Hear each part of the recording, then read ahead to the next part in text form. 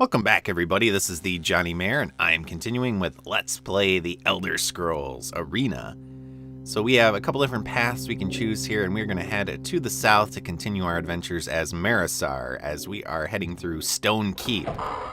So we are looking for a parchment that we were sent by the Queen of Rihad to find, and should we find that, we are going to get the location of Fang Lair, which is supposed to... crap. Supposed to be the location of the first piece of the... Okay, and we got some creepy sounds going on around here. I'm not sure I want to meet whatever creature that is. But the first location of a piece of the Staff of Chaos. I'm going to save here. Alright, so those sounds are continuing. But yeah, we need to find the first piece of the Staff of Chaos, or at least that is our quest. Okay, we'll use our iron key to open the door and take on this orc. Look at those graphics. Get a potion and his guts are all over the place. So I guess he was making that sound, because now we don't hear it anymore.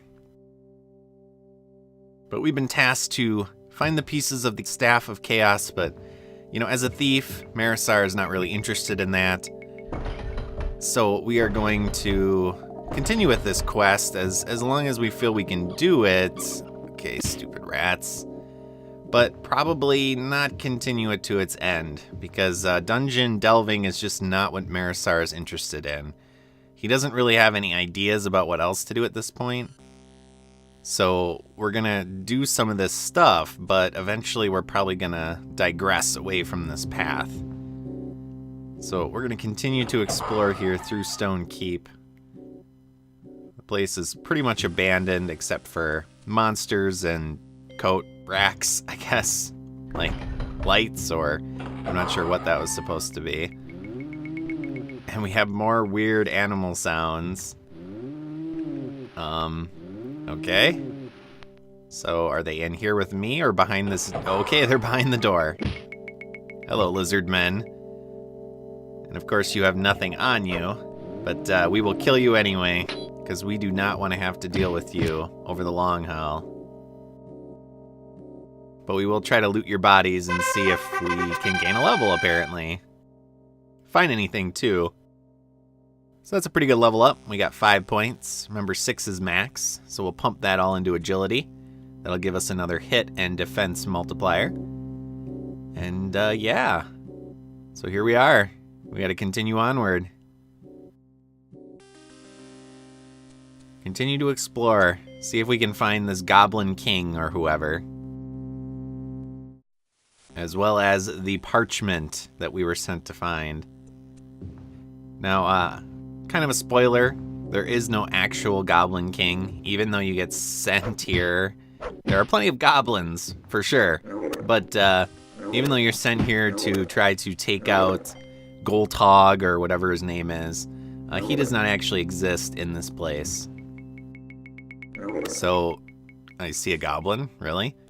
Actually, I see a door, but guess what's on the other side of the door? More goblins! You would anticipate the royal bedchamber. This might be where the king of the goblins would be, but he is not. And we do find some treasure chests, so that's nice. And apparently this lock is too difficult for us, which is surprising, because our agility is almost maxed. So yeah, we're gonna, I guess, leave it for now. We'll try it again once we check out the rest of the room. Looks like there's another chest in here too, and this one we can actually open pretty easily. Get some gold and a long sword. And then we have this passage back here that we could continue down, but I'm not sure I want to. Again, I like to kind of explore more lizard men in a systematic way, and so I don't necessarily like to start with brand new areas when I have other areas I'm continuing to explore or could explore more.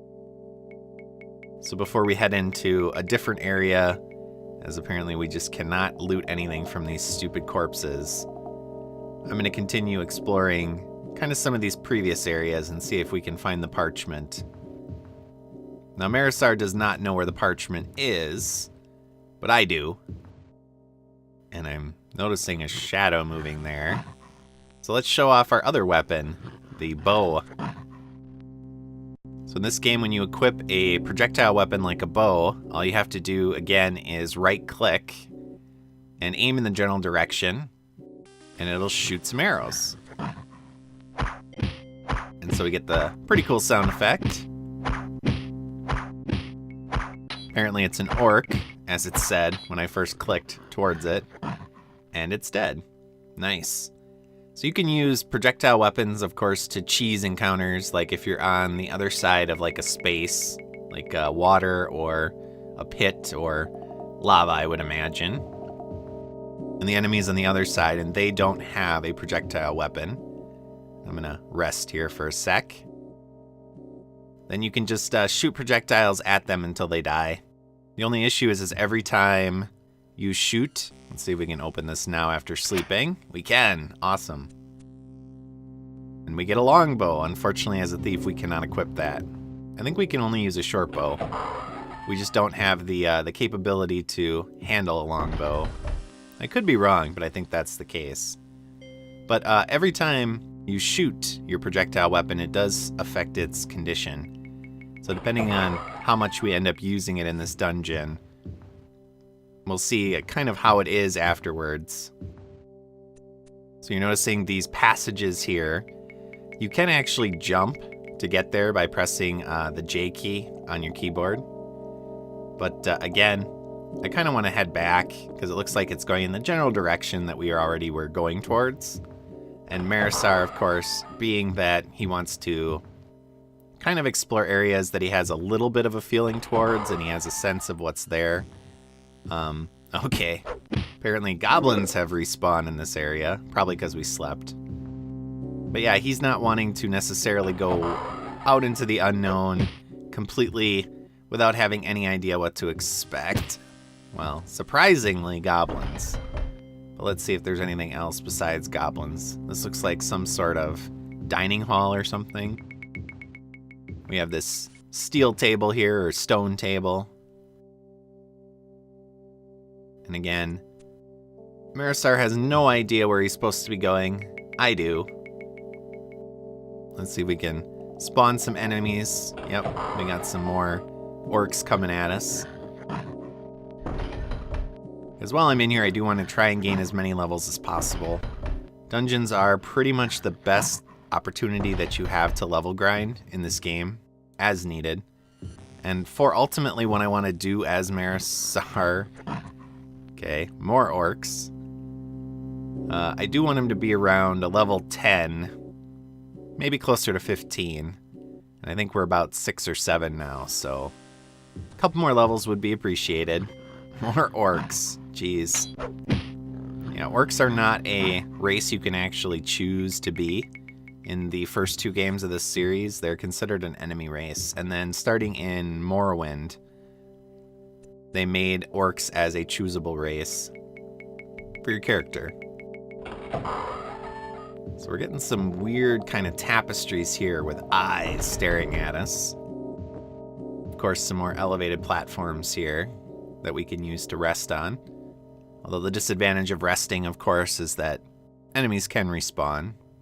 But usually if you're elevated, depending on where you are, they won't necessarily respawn in a way that attacks you. And we're going to assume that we're crouching here, not that we're phasing through this opening. But more goblins. That's with so many goblins. Was this place taken over by goblins? Spoiler, it was. We're going to continue heading to the west and exploring as needed here. See if we can find any treasure in any of these extra rooms around. Make it worthwhile for us to explore. And Marasar again throughout this journey as he's heading through Stonekeep and encountering more and more enemies. He's having second thoughts about this whole quest. He doesn't know if he actually wants to continue this or not. Because again, this is not his bag. This is not his interest area. He's worried about, being killed by these different enemy types. And Apparently they didn't finish this bed here. So yeah, I'm not sure I would trust sleeping on that. Oh man, minotaurs with machetes. Brutal looking things. And another level up. Nice. Only 3 points that time. If you want, if you know you're getting close to a level up, you can actually save and then just reload your levels to kind of maximize your stat gains. Again, I'm not necessarily gonna do that for this playthrough because I don't really care. What I'm planning on doing, I don't necessarily need to be at maximum efficiency.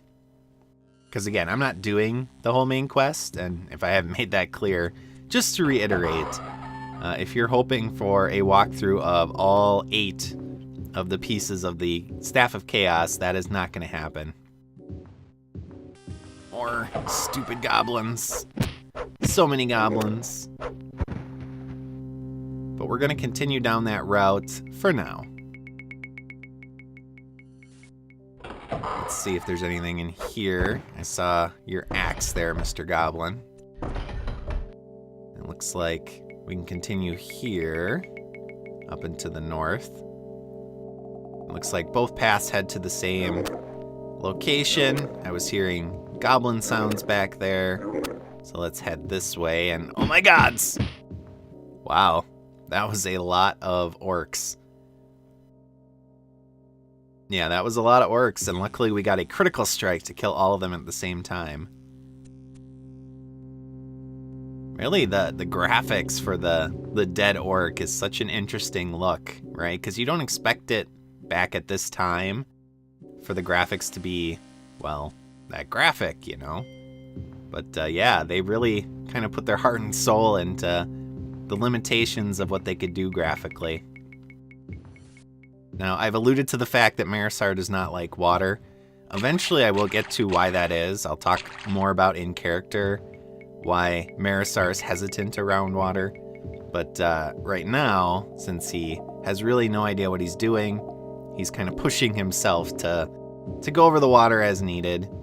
Now, obviously, he's aware that, you know, something suspicious about there being a large kind of island out there in the middle of this water. Chances are that's relevant, and it is in line with that path we found before when we first started exploring Stonekeep. So we're going to see if we can find a path that will take us to the middle, but we don't want to approach it directly, because obviously it's probably guarded if there are important things there like treasure or even the parchment. So we're going to try to head around. We're going to head to the side. See if we can find a side path. Less likely that it'll be guarded. And so we'll probably end up having a better experience this route, assuming we don't drown. And if you do run out of stamina, the red bar, while swimming, you will drown. Unless you're an Argonian, I think... Oh man, get up there. I think Argonians can... Either their stamina decreases slower, or something related to that. But we are not an Argonian. So now we are at a little bit of a critical point here. We see the middle island and torches, and again, more things moving in the shadows. So we're gonna try to cheese it with our projectile weapon. Take out our steel short bow and see if we can kill it before it gets too close to us. Whatever it is, I don't really want to know. We just want it dead. This is more Marasar style. He's not a huge fan of up close and personal unless he absolutely has to fight that way. But again, as you might expect, like a bow is not good for up close battles because the enemy will keep hitting you much quicker, and they'll use weapons, oh man, that are just stronger, like a club with a spike in it. I think that's a ghoul. Let's see. Yeah, the sound effects. So ghouls can disease you, which is nasty. And that's the main reason why we have cure disease potions with us, in case they do happen to disease us. Hopefully that won't happen. And this guy did not survive. And his corpse just disappears. Oh man, more ghouls. And you'll notice they do a lot of damage. We have pretty good defense at this point. And there's tons in the middle. Now we could head around and take these guys on, you know, face to face, but that just does not seem like a good strategy. So as you might expect, we're going to whip out our bow here, and we're going to continue to pepper them with arrows from afar. And nope, I have no problems with this strategy. Arrows to the face, over and over and over, until they are all down. That is perfectly fine with me. Now again, usually you could jump. So if you press J, you can jump in the air, and if you hold Shift and press J, you can do a long jump. But for some reason, I don't know, when I've been trying to jump, it's not letting me. And I don't know if that's a bug right now. So I'm pressing J right now to try to jump, and it's just not working. I don't know if it's because the ceiling is too low, if it's a game-related issue or what. But you should be able to jump over that and get to the middle. So we're going to go around. We're going to check out this tomb first for Mort. Apparently Mort was here, whoever Mort is. And then we're going to head to the middle and try to... Ow! Okay, stupid skeleton. What's nasty about skeletons is they actually resist any sort of bladed weapon that has an edge. So they only do half damage. So if you're another type of weapon user, that's actually beneficial. Ow! Gosh, where are these things coming from? Seemingly out of nowhere. At least we're leveling up pretty quickly. Okay, we're getting closer and closer to maxing out agility. Once we do that, I'm going to start pumping my points into... Well, I'll distribute them, another Mort, between intelligence, luck, and strength as well. I mean, kind of from a gaming perspective, lots of treasure in here. That's suspicious, right? You would want to buff your strength next as a melee character. Come on, let me in. So let's see if we can break this chest open. I don't want to use my good sword. But I don't know if I have another weapon. I mean, I did just get this dagger. So it's possible I could use the dagger. The dagger's not very strong, but let's see. We'll try the dagger.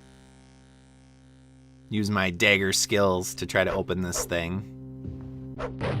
Oh wow, that opened pretty quick. Not much in it.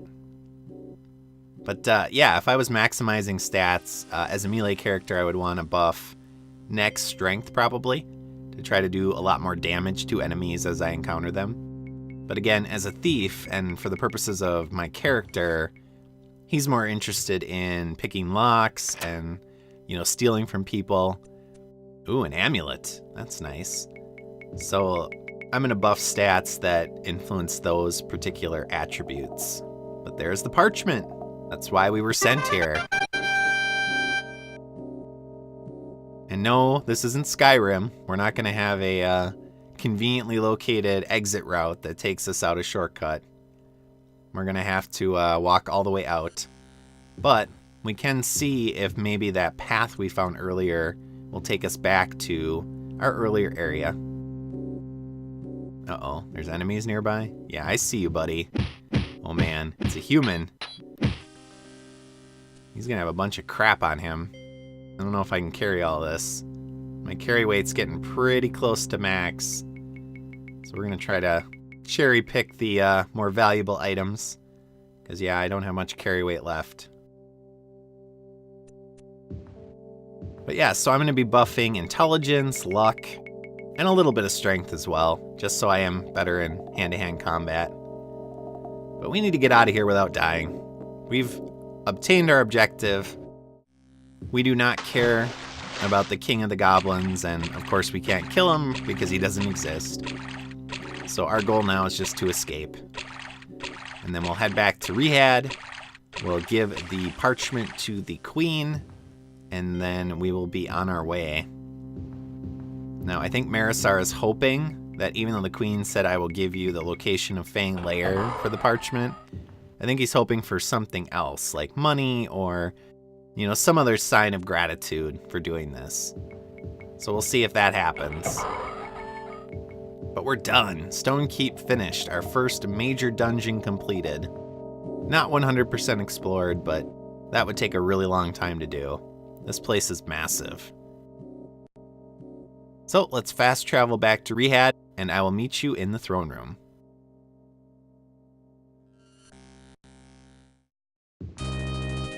Alright, so we are back. We have the parchment, we have done what the queen wants us to do. Now we are hopefully going to get our reward. So yes, the location of Fang Lair, but you know, something a little extra. Grease our palms a little bit. So she's going to write on our map and tell us where Fang Lair is. Thank you. And anything else, Queenie? You know, a little money? Maybe a sword? An enchanted piece of armor? That would be nice. Make it worth my while? No. Nothing. I have nothing further to discuss. Leave my sight. So yeah, again, this is gonna disillusion Marasar quite a bit. He's feeling kind of stupid. Here he went through and risked his life trying to find a stupid piece of paper in this vast dungeon with lots of enemies. We need a place to sell off all our crap. But he's feeling less and less motivated to continue with this quest. Now, he probably will, but he's going to have a think about that as we sell off our loot. We're probably going to do some more nighttime adventuring, explore some houses in Rihad, and then ultimately make a decision if we are truly going to head to Fang Lair. Probably, just because, again, he's hoping for, you know, other types of sort of rewards. And he really doesn't know what else to do at this point. This is kind of his quest, as he knows it. But I'm going to sell off my stuff, and I will come back once I've done that. Alright, so I've sold off all the cheaper stuff. I've got 2 special enchanted items here, and I have no idea what they are, but we'll check and see how expensive they are. This amulet is actually worth almost 5,000 gold, and that is the half value, remember, about. And then we also have a ring of some kind. Again, we don't know exactly what type of ring, but it is very valuable as well. So we're going to probably want to identify those at the Mages Guild to see what they are. Maybe they will be something we want to keep. Let's see what this guy has for equipment. He has a short bow of lightning. And he has a steel saber of speed. That's pretty nice. We're definitely going to buy that steel saber of speed. We'll haggle with him a little bit. And then once we get that, I'm probably just going to want a regular short bow, just because some enemies are resistant to elements like lightning. So I don't want that interfering with my ability to damage them. And then we're also going to check our equipment to see if we need any new equipment. So remember, your equipment gets weaker in condition as you get damaged. And generally it's better to just buy new stuff if you can. Obviously if you have enchanted equipment, that's harder to do because it's harder to find stuff that sort of works with that. Now there's a buckler of agility, but our agility is almost maxed out, so I'm just going to keep my buckler of willpower. So I think most of our stuff should be fine. So then my next goal is just to identify my items and see if I want to keep either of them. So we're going to head to the Mages Guild to do that, and I will meet you over there. Our short bow is pretty worn out. To figure out what this ring and amulet are. Alright, so here we are at the Mages Guild. Let's use our Detect Magic to see what sort of special treasures we found. Almost 2,000 gold to identify this amulet. It Better be worth it. And then our ring will cost, wow, 1,000 gold. Remember, it's about 10% of what the actual overall cost is. But that's how much you have to pay. So our ring is a ring of healing, which should allow us to heal ourselves. That's nice. Not sure I need that. But man, we got an ebony amulet. That is awesome. So that's going to significantly increase our defense. And that is really expensive. It's like 20,000 gold to purchase one of those. So that is a great find. So no thanks to you, Queenie, but we were able to get some pretty awesome loot from that dungeon. So I'm going to check through items. I'm going to buy a few more potions. I'm going to go to a few more item shops and buy a few things. And then I'm also going to sleep. And next time we're going to do some searching in some houses around here. So as always, viewers, thank you for watching. I hope you enjoyed this episode. And join me next time as Marasar gets back to his roots, so to speak, breaking and entering into houses and robbing people blind. So long.